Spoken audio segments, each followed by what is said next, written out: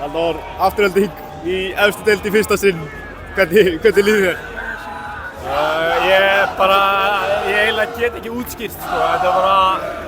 Þetta er svo langþráður draumur síðan ég flutti í Mosfellsbæ 2000 held ég.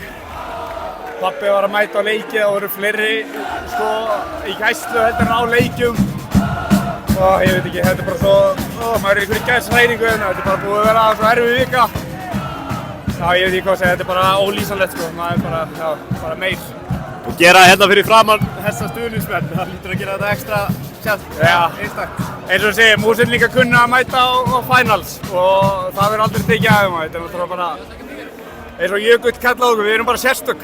Það er bara einfaldara, það er bara þannig. Ég veit ekki hvað að segja maður, Jesús. Hvernig var svona tilfinningin þegar Sigurður flautaði til leiksloka?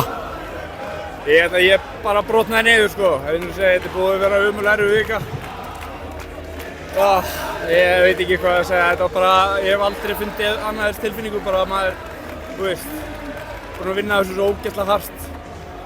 Komið upp alla yngri flokka, sjá klúbbið sinn vera, þú veist, ég flúra helvitis klúbbinu með það, þetta er mikið dedication. Ég á ekki til orð, þetta er bara, já, mikið emotion sko, bara þrú sko. Byrjar á bekknum í dag, síðan 2 mínútur seinna, kemur inn á 2 mínútur seinna í komið mark. Ég held að Maggi sé skygg, ég er að komast að því núna. Hann sagði þetta við mig á 50 daginn held ég. Hann verður lokaði leikurinn og svo þegar við kemur inn á 70. þá skorum við inn á 2 mínútur. Svo bara gerðist það. Hann er búinn að vera hjá Völvu eða eitthvað, ég veit ekki hvað er ekki að gera það. Hvað var það óvart að byrja á bekknum? Já, auðvitað. En bara eins og segir, við erum með reynslunni ríkari síðan í fyrra. Og vissum alveg hvað við vorum að fara út til. Leikurinn var lokaður, Keflavíkurliðið er gott, breyka hratt. Þannig að gott að vera með mikið af miðjumönnum og svo þegar menn er orðnir þreyttir að setja sköllóttaskelfurinn inn á.